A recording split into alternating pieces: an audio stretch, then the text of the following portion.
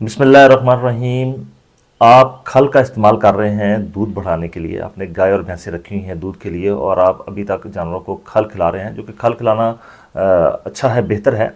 लेकिन इससे भी बेहतर यह है कि खल को किसी और चीज़ के साथ मिला के इस्तेमाल की जाए तो दूध की जो पैदावार है वो आपकी दुगनी हो सकती है और ज़्यादा बेहतर हो सकती है। जानवर की जो सेहत है वो भी बहुत ज़्यादा अच्छी हो सकती है। आज आपके साथ सिर्फ 3 चीज़ें शेयर करेंगे। खल के साथ आपने 2 चीज़ें जो है वो और मिलानी है तो आपका तकरीबन वंडा जो है वो तैयार हो जाएगा।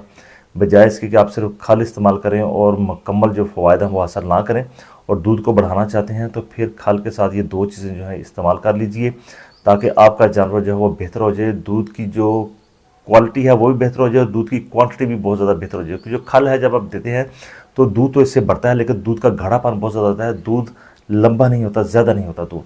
इसके लिए एनर्जी की बहुत ज़्यादा ज़रूरत होती है। तो 2 चीज़ें आपने इसके साथ मिलानी है। तो चलते हैं वीडियो को अगले हिस्से की तरफ कि आपने खल के साथ ऐसी कौन सी 2 चीज़ें मिलानी है जो कि आसानी के साथ अवेलेबल हों और खल जो है वो आपने कौन सी इस्तेमाल करनी है।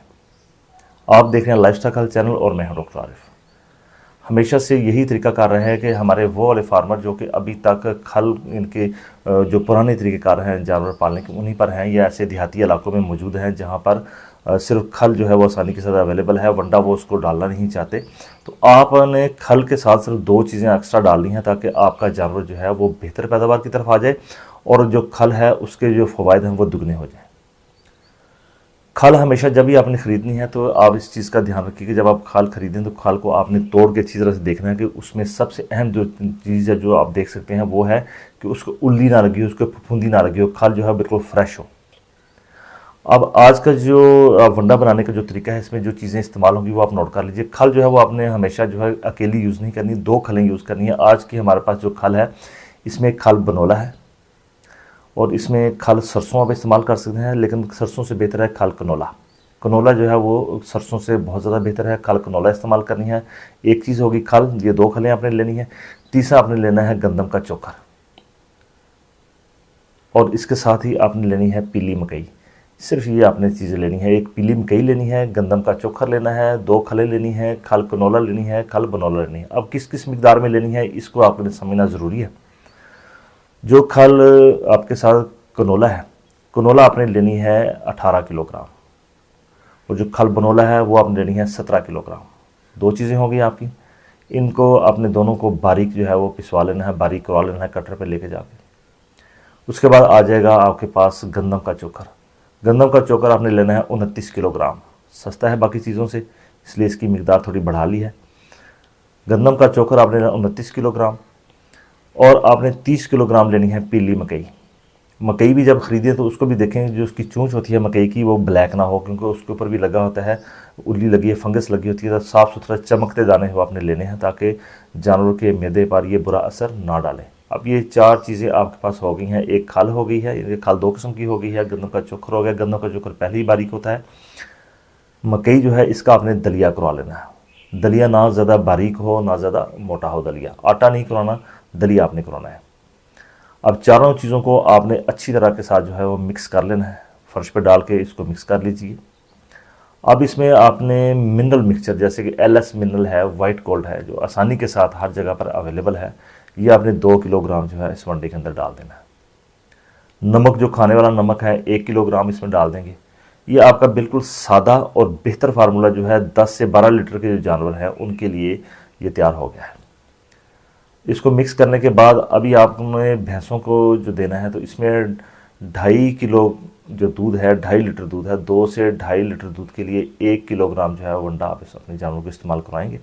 जैसे कि आपकी जो भैंस है वो दूध दे रही है 10 लीटर, तो 10 लीटर के लिए आपका हो गया 4 किलो वंडा जो आपने बनाया है।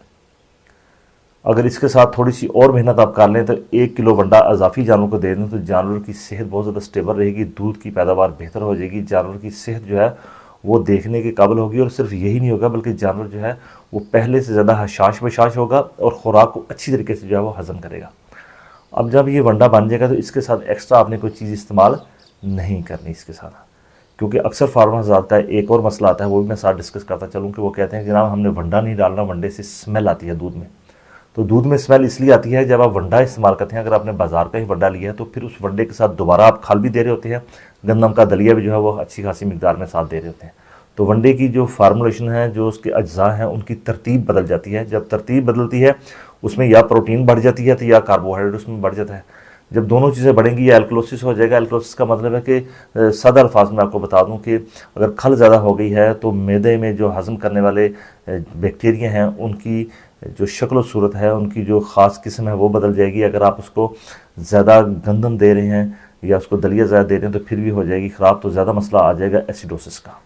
गोबर पतला, जानवर जो है वो कमज़ोर दिन ब दिन, दूध भी पतला और दूध के ऊपर बालाई भी ख़त्म हो जाएगी। तो इन चीज़ों का आपने ख़ास तौर पे ख्याल रखना है। तो जब आप वंडा बाज़ार का दे रहे हो तो उसके साथ अपनी कोई एक्स्ट्रा चीज़ जो है वो डालनी नहीं है, ताकि जब तक कि कोई रिकमेंडेशन ना हो स्पेशल। इसी तरह आपके पास जो भी आपने बनाया है तो इसके साथ भी आपने कोई चीज़ मिक्स नहीं करनी है। सारी चीज़ें मिक्स हो गई हैं और ये बिल्कुल सादा तरतीब है इसकी बनाने की कि कुछ ना होने से कुछ होना बेहतर है। ये याद रखिए कि कुछ ना होने से कुछ होना बेहतर है। तो आप सिर्फ पहले खल इस्तेमाल कर रहे थे, अब खल के साथ आपने दो चीज़ें और ऐड कर दी हैं। गंदम का दलिया ऐड कर दिया है और साथ मकई का दलिया जो है उसको आपने डाल दिया है। तो आपका ये अच्छा खासा बेहतरीन किस्म का सादा जो है वो घरेलू सतह पर तैयार होने वाला वंडा जो है वो आसानी के साथ बन गया है। इसको आपने हवा बंद जो तोड़ा है उसमें आपने इसको डाल के फर्श से ऊंची जगह पे रखना है। नीचे ईंटें वगैरह रख लें, फट्टा रख लें ताकि नमी ना पहुँचे इसको, क्योंकि नमी जो है वो वनडे की और खाल की हर चीज़ की दुश्मन है। तो उम्मीद करता हूँ कि आज आपने बड़ा आसान तरीका जो है वो दूध बढ़ाने का आपने सीख लिया होगा कि आपने वंडा जो है ख़ुद घर पे कैसे खालिस अज्जा जो है इस्तेमाल करके आप बना सकते हैं। इनमें काफ़ी सारे फार्मर ऐसे होंगे जिनके पास ये चीज़ें ऑलरेडी मौजूद हैं। फिर भी इसमें किसी किस्म का सवाल है था तो मुझसे कमेंट कर सकते हैं, तो इंशाल्लाह जवाब देने की पूरी कोशिश करूँगा। वीडियो आपको पसंद आए, इसका कंटेंट पसंद आए तो दूसरे फार्मर तक तो ज़रूर शेयर कीजिए। आपका बहुत शुक्रिया। अल्लाह हाफ़िज़।